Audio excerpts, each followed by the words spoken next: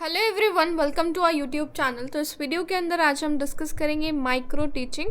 ये pedagogy of physical science की जो आपकी बुक है उसके यूनिट 2 हम स्टार्ट करने जा रहे हैं। यूनिट 1 ऑलरेडी अपलोडेड है, अगर आपने नहीं देखी तो मैंने पेडागोजी ऑफ फिजिकल साइंस नाम से प्लेलिस्ट बना दी है, आप उसमें जाकर देख सकते हैं। साथ ही साथ pedagogy of mathematics complete channel पर अपलोडेड है, वो भी आप अगर चाहते हैं और आपने अभी नहीं करी मैथमेटिक्स की प्रिपरेशन तो आप जाकर चेक कर सकते हैं। प्लस कंटेम्प्रेरी इंडियन एजुकेशन और आपका लर्निंग एंड टीचिंग की भी कुछ यूनिट्स कवर्ड हैं, तो ये सब हमारे चैनल पर है। अगर आपको चाहिए तो आप चैनल के प्लेलिस्ट सेक्शन में जाकर इन सभी चीज़ों को ईजीली एक्सेस कर सकते हैं। यूनिट 1 मैंने 1 ईयर बैक अपलोड की थी और उस पर बहुत सारे व्यूज़ आए और आप लोगों ने कमेंट करा यूनिट 2 के लिए। So I am here with the unit 2, जिसमें हम पहला टॉपिक डिस्कस करने जा रहे हैं माइक्रो टीचिंग। सबसे पहले हम पढ़ेंगे उसका मतलब क्या होता है माइक्रो टीचिंग का, फिर हम जानेंगे कि उसका इम्पोर्टेंस क्या है कि हमने उसको बीएड के प्रोग्राम में इंक्लूड किया है, आखिर इसका क्या इम्पोर्टेंस है। उसके बाद इस दौरान माइक्रो टीचिंग के दौरान कौन कौन से स्टेप्स हैं जो उसके अंदर इन्वॉल्व होते हैं, प्लस हम यहाँ पर कौन से स्किल्स की बात करते हैं। तो माइक्रो टीचिंग नाम से पता चल रहा है, इस माइक्रो मतलब होता है स्मॉल। तो ये स्मॉल का वर्ड स्मॉल है बहुत छोटी लेकिन बड़े काम की चीज़ है, किस तरह वो हम यहाँ पर मीनिंग से उसके समझने की कोशिश करते हैं। वैसे हमने इसे पेडागोजी ऑफ मैथमेटिक्स में भी डिस्कस किया था, लेकिन हर सब्जेक्ट में ये टॉपिक आएगा। आप चाहे मैथ ले लो, चाहे फिजिकल साइंस ले लो, चाहे एसएसटी ले लो, चाहे कुछ भी ले लो, सोशल साइंस एंड ऑल। क्यों? क्योंकि जो माइक्रो टीचिंग है ना, वो आप के अंदर स्किल डेवलप करने के लिए एक टेक्निक है। और कौन सा स्किल? Teaching skill. देखो, कोई भी काम करना होता है तो हमको उसके स्किल की ज़रूरत होती है, ऐसे ही तो कोई काम नहीं हो जाता ना। अब मैं कहूँ कि हर कोई डॉक्टर बन जाए तो इट्स नॉट पॉसिबल, उसके लिए क्या चाहिए? टीचिंग स्किल्स चाहिए। जैसे डॉक्टर बनने के लिए डॉक्टर के स्किल्स चाहिए, ऐसे टीचर बनने के लिए टीचिंग के स्किल्स चाहिए। वो टीचिंग के स्किल्स आपके अंदर किस तरह से आएंगे? वो माइक्रो टीचिंग के थ्रू आएंगे। अब माइक्रो वर्ड नाम से पता चल रहा है छोटा, मतलब कि इसके अंदर कम बच्चे होते हैं, प्लस इसके अंदर टाइम पीरियड भी कम होता है। लाइक आपकी नॉर्मल क्लास 35 to 40 मिनट्स की होती है, बट ये वाली क्लास जो आपकी वो 5 to 6 मिनट्स की होती है बस।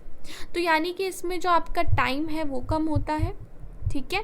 नंबर ऑफ़ स्टूडेंट्स जो होते हैं, जो आपकी बात को सुन रहे होते हैं, जिनको आप पढ़ा रहे होते हैं, वो भी कम होते हैं। यहाँ पर आप क्या कर सकते हैं? अपनी टीचिंग को प्रैक्टिस कर सकते हैं ताकि आप आने वाली टीचिंग प्रॉब्लम से ऑलरेडी अवेयर हो सके। तो माइक्रो टीचिंग जो है वो किसने डेवलप की थी? एलन ने डेवलप करी। And in which year? In 1963 in Stanford university.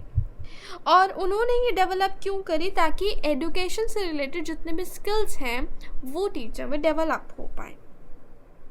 अब टीचिंग स्किल्स ज़रूरी होते हैं, हालांकि सबको ऐसा लगता है कि टीचर कोई भी बन सकता है, बट द फैक्ट इज़ कि टीचिंग के लिए भी स्किल रिक्वायर्ड होते हैं। क्योंकि अगर स्किलफुल टीचर जाएगा तो वो अपना बेस्ट देकर बच्चों का बेस्ट निकाल पाएगा, लेकिन अगर स्किल ही नहीं होंगे टीचर के अंदर तो वो ना ही अपना बेस्ट दे पाएगा और ना ही बच्चों का बेस्ट बच्चे प्रेजेंट कर पाएंगे। क्लियर? तो टीचिंग बिहेवियर इंक्लूड होता है उसमें, आप टीचिंग किस तरह कर रहे हैं, कौन से मेथड्स यूज़ कर रहे हैं, आपके में एक्सप्लेन करने का स्किल अच्छा है कि नहीं, आप टॉपिक इंट्रोड्यूस किस तरीके से करते हैं। ये बहुत सारी बातें हैं जो आपके अंदर एज अ स्किल होती हैं या लाई जाती हैं। क्लियर? अब इसका मीनिंग समझने के लिए हम वेरियस साइंटिस्ट या फिर कहूँ साइकोलॉजिस्ट की डेफिनेशंस को देखते हैं कि उन्होंने माइक्रो टीचिंग को किस किस तरह से डिफाइन करने की कोशिश करी। Like if we discuss about BM Shore, उन्होंने कहा कि micro teaching is a real teaching. Reduce time, जिसके अंदर टाइम कम होता है, नंबर ऑफ़ स्टूडेंट कम होते हैं और एक्टिविटीज़ भी कम होती हैं। आप एग्जैक्टली तो नहीं कर रहे, पर आप क्या कर रहे हो? जो रियल टीचिंग है उसकी नकल कर रहे हैं, ठीक है। एलन ने क्या कहा? That it is a technique for improving the professional development. आपका ये प्रोफेशन ही तो है और उस प्रोफेशन की डेवलपमेंट के लिए आपको ये सब सिखाया जा रहा है, राइट। तो प्रोफेशनल डेवलपमेंट की एक तरह से ये ट्रेनिंग क्लियर। तो इन सर्विस है ना, इन सर्विस क्यों, सर्विस के दौरान आप क्या कर रहे हो, इस ट्रेनिंग को मतलब आप कला सीख रहे हो तो सर्विस के दौरान, clear. And it also grants life like situation to the teacher. अब लाइफ लाइक सिचुएशन क्या होता है, जब भी हम बच्चों को पढ़ाने जाते हैं तो हम सोचते हैं कि बच्चे जो है ना, अब हमने पढ़ा है कि बच्चे जो है रियल लाइफ से सीखते हैं अपनी, है ना, तो हम उनको हमेशा रियल लाइफ एग्जाम्पल्स देते हैं या फिर उनको ऐसी सिचुएशंस क्रिएट कर देते हैं जहाँ पर वो अपने आप को इमेजिन करें। अब टीचर के साथ भी बिल्कुल सेम है। टीचर को जब आप टीचिंग सिखा रहे हो, उसके सामने उसी तरह की सिचुएशन जब आएगी तो उसे समझ आएगा ना उसे कैसे बिहेव करना है। अब मान लो कि कोई पहले टीचिंग कभी उसने ज़िंदगी में की नहीं, कभी उसने सीखा नहीं और वो चला गया स्कूल पढ़ाने के लिए, तो वहाँ क्या होगा, ही और she is facing large number of students. सबसे पहले तो कॉन्फिडेंस चाहिए इतने बच्चों को फेस करने का, चाहे वो बच्चे हैं चाहे वो आपसे छोटे हैं, बट उनको फेस करने के लिए आपको कॉन्फिडेंस चाहिए होगा। आपके अंदर सब्जेक्ट की नॉलेज होनी चाहिए, आपको अपने आप को प्रेजेंट करना आना चाहिए, चाहे वो आपसे सामने वाले छोटे हों, बड़े हों या बराबर के हों। जब आप सामने जाकर कुछ बोलते हो, it takes a lot of courage, और वो करेज, वो प्रैक्टिस आपको माइक्रो टीचिंग देता है, क्लियर। तो माइक्रो टीचिंग एक स्केल डाउन टीचिंग है जिसमें स्मॉल ग्रुप यानी कि 5 से 6 लोग होते हैं और 5 से 6 मिनट के लिए ही ये टीचिंग कराई जाती है, और ये टीचर ट्रेनिंग का एक पार्ट है, और ये कंट्रोल्ड प्रैक्टिस है। एक ही जने पर एक टाइम पर फोकस किया जाता है। इसमें होता क्या है कि आप जो टीचर हैं उनका फीडबैक देते हैं। फिर जब आप 5-6 मिनट की टीचिंग कर लेंगे तो आपको फीडबैक दिया जाएगा कि आपके अंदर ये कमी है और आप इसको इस तरीके से सुधार सकते हो। फिर आपको टाइम दिया जाएगा, आप दोबारा प्लानिंग करके आओ, दोबारा से प्रेजेंट करो। इससे धीरे धीरे आपके स्किल जो हैं डेवलप होंगे। लेकिन एक चीज़ का याद रखना कि इसके अंदर एक टाइम पर एक ही स्किल पर फोकस किया जाता है। स्किल को भी हम अभी डिटेल में पढ़ेंगे कि ये क्या होते हैं। तो आपको समझ में आ गया कि ये माइक्रो टीचिंग का मतलब क्या है। अब देखते हैं कि इसका इम्पोर्टेंस क्या है आखिर। सबसे पहले इसकी जो ये ट्रेनिंग दे रहा है टीचर को, ठीक है। अब आप इंजीनियर बनने जाते हैं तो आपका 1 साल का क्या होता है, ट्रेनिंग पीरियड होता है ना, जहाँ पर आप वर्क करते हैं। और ऐसे ही अगर हम डॉक्टर बनने जाएं तो वहाँ पर भी आपको पेशेंट्स हैंडल करने के लिए दिए जाते हैं। वो एक तरह से आपकी ट्रेनिंग है ना। तो अगर हम टीचर बनने जा रहे हैं तो हमको भी स्टूडेंट्स दिए जाने चाहिए ताकि हम उन पर अपनी प्रैक्टिस कर पाएँ, हम समझ पाएँ कि किस तरह की सिचुएशंस क्रिएट होती हैं, ताकि हम आने वाली प्रॉब्लम से ऑलरेडी अवेयर रहें। तो this is a type of training जो कि टीचर्स को हेल्प करती है। उसके बाद इसके अंदर इमीडिएट फीडबैक मिलता है जिसकी वजह से इमीडिएट एक्शन लेकर हम अपनी कमी को सुधार सकते हैं। हम यानी कि यहाँ पर हम टीचर्स जो कि फ्यूचर टीचर्स हैं, we can also say pupil teacher, ठीक है ना। प्यूपिल टीचर मतलब जो आप बच्चे हैं पर अभी आप टीचर बनने जा रहे हैं। इसके बाद इसके अंदर कोई डिसिप्लिन इशू नहीं होता। डिसिप्लिन इशू क्यों नहीं होता भाई, इतनी कम स्ट्रेंथ है तो कोई डिसिप्लिन इशू का तो सवाल ही नहीं उठता। अगले बात करें तो सिस्टमैटिक ऑब्जर्वेशन होती है, बिल्कुल एकदम सिस्टमैटिक, प्लस फोकस किया जाता है एक जने पे एक बार में। जब एक जना पढ़ा रहा है तो सब उसी पर फोकस करेंगे ना। जब एक से ज़्यादा लोग हैं ही नहीं तो फोकस बिगड़ेगा कैसे। एक ही जने पर फोकस किया जाता है और उसको अच्छे से समझाया जाता है। इंडिविजुअल ट्रेनिंग, इसको हम नाम दे सकते हैं। अगर आप इम्पोर्टेंस के अंदर हेडिंग डालना चाहो तो आप इसमें क्या डाल सकते हो, इट इज़ इंडिविजुअल ट्रेनिंग, है ना, क्योंकि हर एक को अलग से ट्रेनिंग दी जाती है। कोई यहाँ पे ये नहीं है कि ग्रुप को ट्रेन कर रहे हैं, एक एक करके हर एक की फीडबैक ले रहे हैं, हर एक को समझा रहे हैं किस तरह करना चाहिए। तो ये क्या करता है, it helps in the development of the skills of the teacher, feedback देता है, पर्सनल टेक्निक है, यूज़फुल है इन सर्विस के लिए और टीचिंग को इम्प्रूव करता है और एक अच्छा टीचर हम निकालने में हमारी मदद करता है। क्लियर। अब हम समझते हैं कि इसके अंदर क्या क्या स्टेप इन्वॉल्व होते हैं और उनके क्या क्या टाइम पीरियड होते हैं। ध्यान से समझना ये स्टेप्स क्या क्या इन्वॉल्व है। स्टेप्स थोड़े से ज़्यादा हैं लेकिन आप समझेंगे तो इनमें कुछ ज़्यादा भी नहीं है। लाइक ओरिएंटेशन, सबसे पहले स्टेप होता है ओरिएंटेशन। और अगर आपको ओरिएंटेशन का मतलब समझना है ना तो पिछली जो भी अभी मैंने बोला 9 मिनट में वो सब मेरा ओरिएंटेशन था। अभी 9 मिनट में मैं आपको यही तो बता रही थी कि माइक्रो टीचिंग क्या होता है। सेम तरीके से जब आपके कॉलेज में माइक्रो टीचिंग कराई जाएगी तो आपको पहले समझाया जाएगा कि माइक्रो टीचिंग क्या होता है। That is called the orientation, मतलब जहाँ पर आपको उसके रिलेटेड थ्योरेटिकल नॉलेज दी जाए। यानी कि अभी आपको कोई भी प्रैक्टिकल नहीं करा रहे हैं, आपको बता रहे हैं कि इस तरह तरीके से माइक्रो टीचिंग होती है, हम उसे इसे कैरी आउट करते हैं, इसके लिए इम्पॉर्टेंस है। उसके बाद क्या कर जाता है, डिस्कशन होता है किसका, टीचिंग स्किल्स का। टीचिंग स्किल्स को अभी हम आगे फर्दर डिटेल में पढ़ेंगे कि क्या होते हैं। मतलब आपको समझाया जाता है कि क्या क्या टीचिंग के स्किल्स हैं, जैसे कि आपको टॉपिक को इंट्रोड्यूस करना अच्छे से आना चाहिए, आपको एक्सप्लेन करना अच्छे से आना चाहिए, आप क्वेश्चन किस तरह पुटअप करते हैं, ये आपकी जो पावर है ये अच्छी होनी चाहिए। तो ये डिफरेंट स्किल्स हैं, तो उन स्किल्स के बारे में बच्चों से डिस्कस किया जाता है। और उसके बाद उन्हीं स्किल्स में से जो भी आपने अभी डिस्कस करे, उनसे कोई एक पर्टिकुलर स्किल सेलेक्ट किया जाता है। अब स्किल सेलेक्ट करने के बाद क्या होता है, आपका टीचर जो भी आपको ये सिखा रहा है या बता रहा है, वो आपके सामने एक मॉडल डेमोन्स्ट्रेशन लेसन प्रेजेंट करता है। यानी कि देखो, हमारे सबकी लाइफ में रोल मॉडल्स होते हैं। यानी हम रोल मॉडल्स, आप मतलब आप कहें ना किसी से कि ये इसको आप फॉलो करते हैं या आप इसकी तरह बनना चाहते हैं, लेकिन आपके मन में ज़रूर होगा, इंटेंशनली और नॉन इंटेंशनली, मतलब आपके मन में ज़रूर होगा कि आप इसकी तरह बनना चाहते हैं, आपको ये बहुत पसंद है। मतलब अगर आप टीचर बन रहे हैं तो आपकी लाइफ में कोई ना कोई टीचर आपका ऐसा रहा होगा जिसने आपके मन में ऐसा प्रभाव डाला कि आप टीचर बने। तो आपके मन में होगा ना कि हम उसके जैसे टीचर बने, तो उसके लिए उसको मॉडल कहते हैं। तो मॉडल लेसन मतलब क्या होगा, यहाँ पर टीचर आपके सामने एक लेसन प्रेजेंट करेगा जिसको आप एक मॉडल लेसन की तरह समझेंगे। मतलब कि आपको इसी तरह से करना है, इससे बेटर कर सकते हो, इससे लो नहीं कर सकते। तो आपके सामने वो जो टीचर है वो एक स्टैंडर्ड सेट कर देने वाला है। क्लियर? उसके बाद आप क्या करेंगे, ऑब्जर्व करेंगे उस मॉडल लेसन को, प्लस आप उसे क्रिटिसाइज़ भी कर सकते हैं। क्रिटिसाइज़ मतलब आपको कुछ कमी पेशी लगती है, आप ऑब्जर्वर हैं, आप स्टूडेंट रहे हैं पूरी लाइफ टाइम में, आपको अच्छे से पता है कि टीचर में क्या कमी होती है, क्योंकि स्टूडेंट से बेहतर टीचर की कमी तो कोई जानता ही नहीं है। हाँ, स्टूडेंट्स को पता है ये वाली टीचर में ये खोट है, ये तो ऐसे करती है, ये तो वैसे करती है। तो आपको ऑब्जर्व करके क्या करना है, क्रिटिसाइज़ करना है। किसको? जो आपके टीचर आपको मॉडल लेसन प्रेजेंट कर रहा है, आप क्रिटिसाइज़ भी कर सकते हैं। एंड ये क्रिटिसाइज़ जो है ना, एक तरह से फीडबैक का काम करता है। ये आपको सिखाया जा रहा है कि आप जब इस तरह पढ़ा रहे होंगे तो हम भी आपको इसी तरह क्रिटिसाइज़ करेंगे। And that criticise is not in the negative sense, वो पॉजिटिव सेंस में रहेगा, क्योंकि वो हम एज अ फीडबैक लेने वाले हैं।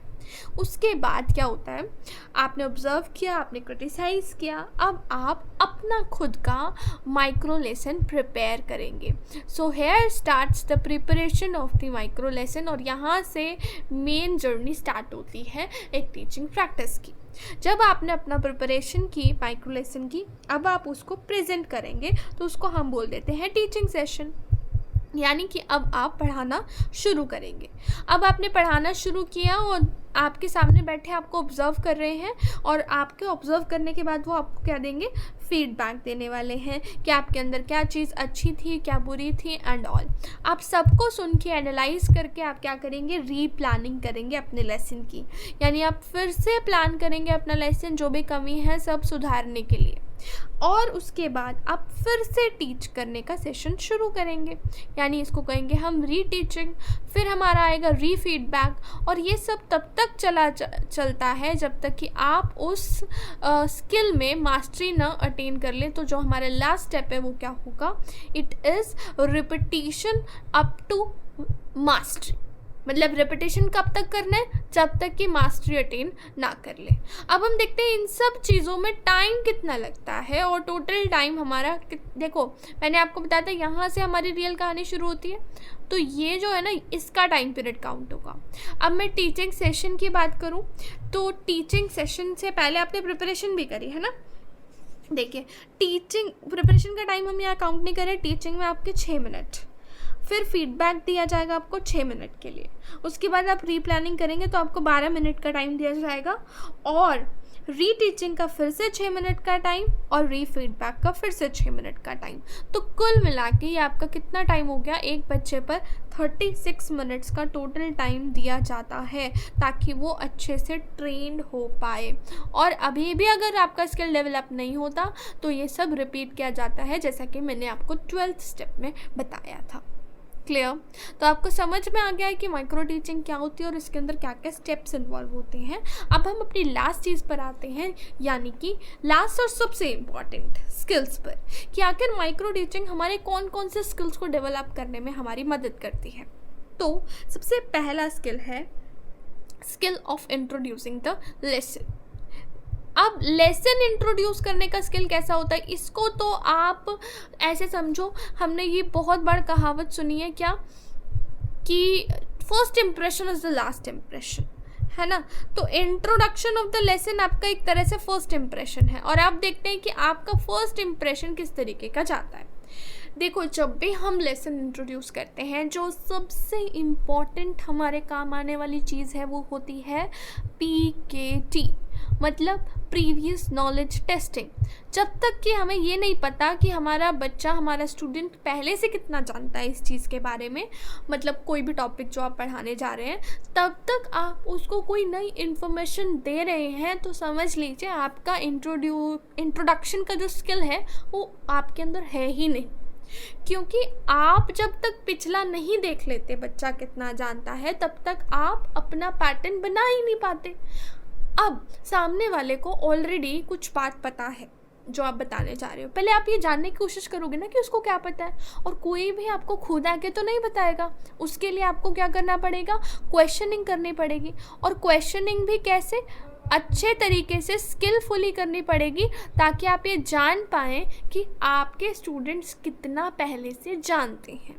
अब आप उनको आगे की नॉलेज किस तरह देने वाले हैं, पिछली नॉलेज को कनेक्ट करके। क्लियर? तो आपने लेसन बनाते टाइम, लेसन प्लान बनाते टाइम देखा भी होगा, जैसे कि मान लीजिए आपको शुरू करना है ट्रायंगल। अब आप अपनी क्लास में ट्रायंगल टॉपिक इंट्रोड्यूस करने जा रहे हो, तो आप क्या एक्सपेक्ट करते हो बच्चों से? बच्चों को पॉइंट के बारे में पता हो, बच्चों को लाइन के बारे में पता हो, बच्चों को लाइन सेगमेंट के बारे में पता हो, बच्चों को रे के बारे में पता हो, है ना। ये सब चीज़ें तो आप एक्सपेक्ट करते हो ना बच्चों से। तो आप इस टाइम पर क्या करो, और एंगल के बारे में बताओ, सबसे बड़ी बात, और एंगल का नेम देना आता हो, तो आप क्या करेंगे, एक एक करके ये सभी चीज़ें बोर्ड पर बना सकते हैं और आप बच्चों से क्वेश्चन कर सकते हैं। Students just tell me what is this. बच्चे आंसर करेंगे point. Now what is this? It is a line, it is a line segment, then it's a ray, it's an angle. Okay, अगर हम इसको close कर दें तो ये क्या बनेगा? Now your class will be blank, क्योंकि उनको ट्रायंगल के बारे में अभी कुछ नहीं पता था। अब आप शुरू करेंगे और आप अपना टॉपिक बताएंगे।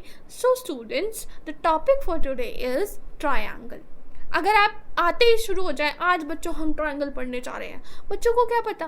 भाई पिछले से कनेक्ट तो करो। सीढ़ियाँ चढ़ते टाइम हम पिछली सीढ़ी से ही तो अगली सीढ़ी को कनेक्ट करते हैं ना। तो बस हमें इतना ही करना है। तो this is the very important skill of introducing the lesson.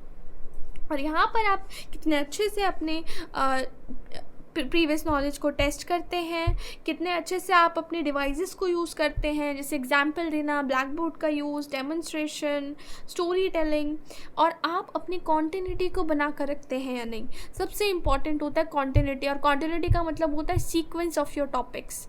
ये नहीं कि आपको जो बाद में बताना था वो तो आप पहले बता के चले गए, और जो पहले शुरुआत में ही बताना चाहिए था वो आप लास्ट में जाके बता रहे हो, तो आपका कोई सीक्वेंस नहीं है, यानी आपके अंदर कॉन्टिन्यूटी नहीं है।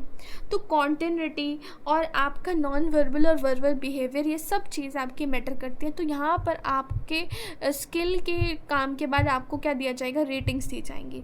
लाइक 1 2 3 4 5 आपके रेटिंग स्केल बना दिया, और यहाँ पे लिख दिया कि आपको क्वेश्चनिंग के स्किल के अंदर पहली चीज़ क्या चाहिए, PKT यानी प्रीवियस नॉलेज टेस्टिंग। आपने कितने अच्छे से किए उस हिसाब से आपको, आप जो ऑब्जर्वर हैं आपको रेट करेंगे। लाइक आपने बहुत ही अच्छे से करी तो आपको हो सकता है 5 रेटिंग मिल जाए, और आपने थोड़ा सा नहीं करा ढंग से तो आपको 3 रेटिंग मिल जाए। तो कुछ भी हो सकता है। दूसरी चीज़ मैंने कहा था कि आपने अपनी अप्रोप्रिएट डिवाइसेस का यूज़ करा कि नहीं, तो फिर उसमें आपको रेट करेंगे। इस तरह से आपके 4 कॉलम बन जाएंगे, जहाँ पे आप डिवाइसेस का यूज़ आ जाएगा, आपकी कॉन्टिन्यूटी आपने कितनी बना के रखी है, और आपका वर्बल और नॉन वर्बल बिहेवियर किस तरीके का था, उसमें आपको आपके ऑब्जर्वर्स फीडबैक देंगे और उस अकॉर्डिंग आप इम्प्रूव कर पाएंगे। क्लियर। आगे हम बात करते हैं स्किल ऑफ क्वेश्चनिंग की, जो कि एक बहुत इंपॉर्टेंट स्किल है, क्वेश्चनिंग का स्किल। क्योंकि हम जब क्वेश्चन करते हैं ना, कभी भी आप हमेशा याद रखना, आप टीचर बनने जा रहे हैं तो कभी भी आपका क्वेश्चन हाँ या ना में नहीं होना चाहिए कि डू यू नो दिस, तो इसमें तो भैया येस और नो ही देगा ना। आप बच्चों को सीधा बोल दो do you know about line, तो अब बच्चे बोलेंगे येस मैम, तो yes ma'am and no ma'am वाले क्वेश्चंस कभी भी गुड क्वेश्चंस नहीं कहलाते। आप एक लाइन बना के दो और फिर उनसे पूछो बेटा व्हाट इज दिस, और फिर बच्चे रिकॉल करके लाइन बताएं, तो that is a kind of good question. समझ आ रही है आपको बात। तो येस नो में आपके क्वेश्चंस नहीं होने चाहिए। तो अभी प्रोबिंग क्वेश्चंस होते हैं। अब हमारी ना क्वेश्चनिंग का स्किल ना बहुत अलग अलग तरीके का होता है। जैसे शुरुआत में जो हम क्वेश्चन पूछते हैं वो होते हैं हमारे प्रीवियस नॉलेज को टेस्ट करने के लिए। फिर हम जो क्वेश्चन थोड़ी देर के बाद पूछते हैं वो होते हैं हमारे ये टेस्ट करने के लिए कि उस पीरियड में या उस पर्टिकुलर टाइम में हमने जितना बच्चों को पढ़ाया वो याद भी है कि नहीं। उसके बाद कई बार बच्चे ना क्वेश्चन कर रहे होते हैं और हमको उनसे कुछ क्वेश्चन पूछने होते हैं ताकि वो अपने सोल्यूशन तक पहुंच पाए, तो वो होते हैं प्रोबिंग क्वेश्चंस। मतलब कि बच्चों को थोड़ी हिंट मिलती रही आपके ही क्वेश्चन से। जैसे कि आपने एक इक्वेशन दी बच्चे को सॉल्व करने के लिए, ठीक है, और बच्चा ब्लैंक बैठे, उसको कुछ भी नहीं आ रहा है, तो आप उसको सीधा समझाने की जगह आप उसे क्या दे सकते हैं कुछ, अच्छा बच्चा अभी ये बताओ कि अगर कोई चीज़ लेफ्ट साइड में एडिशन में होती है तो वो राइट में जाके क्या होती है, बच्चा खुद बोलेगा सब्ट्रैक्शन मैम। तो फिर वो अपना स्टेप अगला खुद कर लेगा 5 - 3। अच्छा चलो वो यहाँ तक पहुँच गया। अब आप बोलेंगे कि अच्छा बच्चा ये बताओ कि अगर कोई दो आपके जो वेरिएबल और कांस्टेंट के बीच में कोई भी साइन नहीं है तो उस साइन को क्या कहते हैं।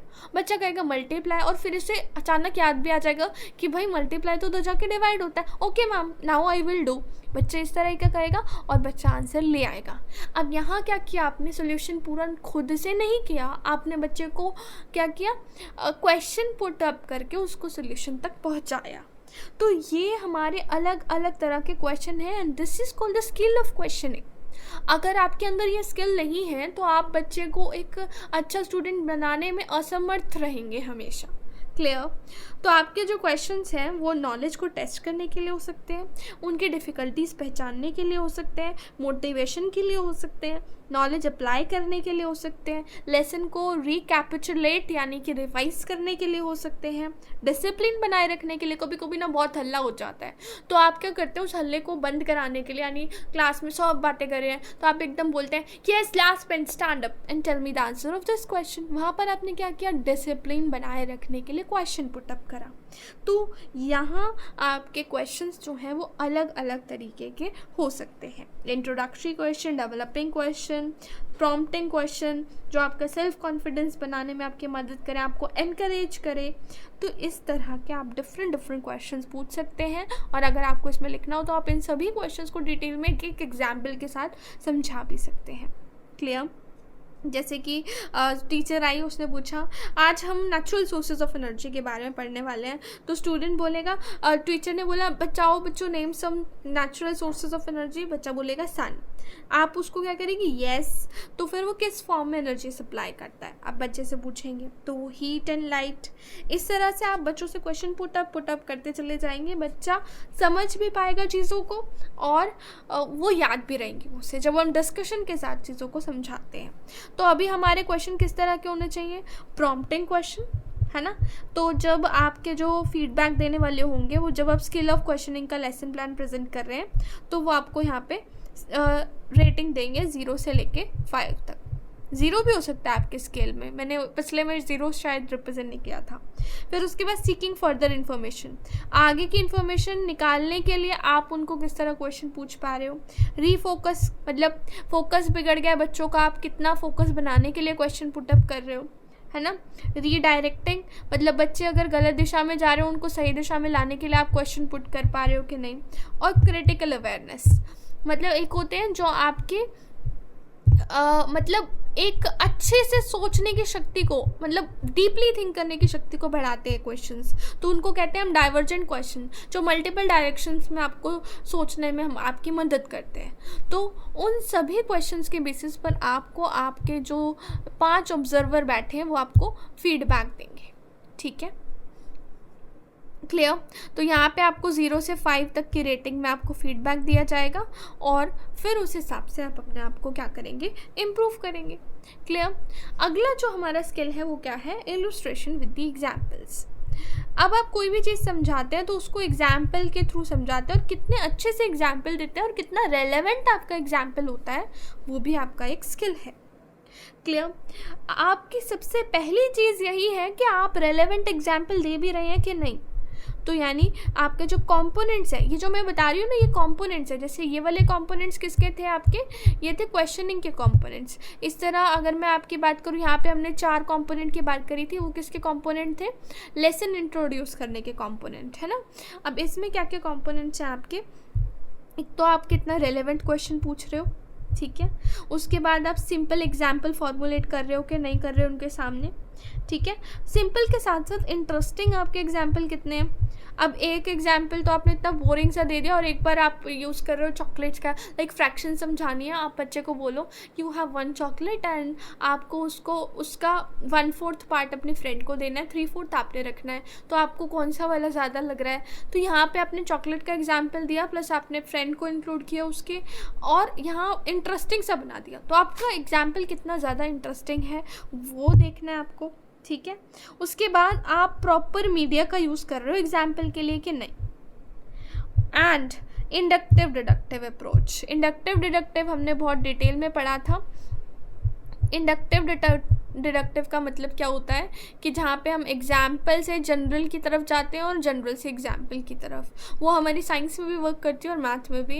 एंड आई थिंक मैंने पूरी वीडियो के अंदर आपको मैथ के ही एग्जाम्पल्स दे दिए, आप इसके अंदर थोड़े थोड़े अपने साइंस के एग्जाम्पल्स लगा लेना, ठीक है। तो यहाँ पर आप इंडक्टिव डिडक्टिव अप्रोच कर रहे हो कि नहीं, इस तरह से आपको अब क्या दी जाएगी, 0 से 4 में इन सब की रेटिंग दी जाएगी, और फिर आप अपने स्किल को इम्प्रूव करने पर काम करेंगे। तो इस तरह से है आपका जो काम है, जो आपका माइक्रो टीचिंग है वो काम करता है। फिर आगे हम बात करें स्किल ऑफ एक्सप्लेनिंग, कि आप अपने टॉपिक को किस तरह एक्सप्लेन कर रहे हो। तो उसके अंदर जो हमारे कंपोनेंट्स होते हैं वो ये हैं कि आप जो है वो एप्रोप्रिएट बिगनिंग, मतलब शुरुआत आपकी कितनी अच्छी थी, और कंक्लूड आपने कितने अच्छे से किया। एप्रोप्रिएट बिगनिंग एंड कंक्लूडिंग, ये आपका पहला कंपोनेंट है। दूसरा कंपोनेंट आपका क्या है कि आप एक्सप्लेनिंग स्किल्स को कितना यूज़ कर रहे हो, क्योंकि ये आपके डिज़ायरेबल बिहेवियर है, लेकिन अनडिज़ायरेबल क्या होगा, आपकी स्टेटमेंट्स में कॉन्टिन्यूटी ही नहीं है ना, तो वो आपका अनडिज़ायरेबल बिहेवियर है। आपने पहले ट्राइंगल बता दिया, फिर आप पूछ रहे हो लाइन क्या होता है, लाइन सेगमेंट क्या होता है। भाई ट्राइंगल शुरू कर दिया, अब क्या लाइन सेगमेंट, है ना। फिर आपने एसेंशियल पॉइंट अपने कवर किए कि नहीं, आपने बच्चे की अंडरस्टैंडिंग को चेक किया कि नहीं किया। तो ये सारे आपके 4 कंपोनेंट्स हो जाएंगे किसके अंदर, एक्सप्लेनिंग के अंदर। डिज़ायरेबल बिहेवियर के लिए आपको अपनी जो टर्म्स हैं वो आप कितने अच्छे तरीके से यूज़ कर रहे हो, सब कुछ देखा जाएगा, क्लियर। जैसे कि आपको इसमें एक्सप्लेनिंग में बताऊँ, फिजिकल साइंस का सब्जेक्ट है, तो आपने टॉपिक उठाया सिंथेटिक पेट्रोलियम, तो आपने स्टार्ट किया एक्सप्लेनिंग का स्किल, यहाँ पे आपका चेक हो रहा है। तो आप स्टार्ट करेंगे, dear student how do you come to school और कॉलेज। अभी देखो आपने कोई टॉपिक नहीं स्टार्ट किया, आपने क्वेश्चन पूछा बच्चे से कि आप स्कूल या कॉलेज कैसे आते हो। स्कूल, आप स्कूल को पढ़ा रहे हो स्कूल के बच्चों को, तो आप स्कूल वर्ड यूज़ करेंगे। तो बच्चा बोलेगा ma'am by scooter, by motorcycle, और बाय बस और एनीथिंग। तो अब आप नेक्स्ट क्वेश्चन पूछेंगे, which fuel is use in your scooter और मोटरसाइकिल। तो बच्चा आंसर देगा मैम पेट्रोल, ठीक है। फिर उसके बाद टीचर पूछेगा, okay yes petrol is widely use to run motor vehicles, मतलब हम बहुत सारी व्हीकल्स को यूज़ करने के लिए, रन करने के लिए पेट्रोल का यूज़ करते हैं। तो but the petrol is non renewable, मतलब हम इसको दोबारा से रीन्यू नहीं कर सकते। तो एक दिन ऐसा आएगा जहाँ पर अर्थ पे पेट्रोल ख़त्म हो जाएगा, तो आप अपने व्हीकल्स को किस तरह रन करेंगे। ओके, आप हम ये पढ़ने वाले हैं कि अगर ये पेट्रोल वगैरह सब ख़त्म हो गया तो हम अपने व्हीकल्स को कैसे रन करने वाले हैं। तो आपने अपने एक्सप्लेनिंग स्किल को यूज़ करा है, यहाँ पे बच्चों की प्रीवियस नॉलेज टेस्ट करी, उनको कनेक्ट किया, उनके सामने एक बहुत ही इंटरेस्टिंग सी सिचुएशन सामने दे दी कि भाई पेट्रोल ही ख़त्म हो गया अर्थ से, अब हम क्या करें। तो अब बच्चे का इंटरेस्ट बनेगा टॉपिक को समझने में। और ब्लैक बोर्ड का स्किल तो बहुत ज़रूरी है कि आप कितना ब्लैक बोर्ड जो है वो यूज़ कर रहे हैं, उसको मैं एक्सप्लेन नहीं कर रही हूँ, आपको पता ही होगा कि ब्लैक बोर्ड में आप क्या क्या चीज़ें मेंशन कर सकते हो।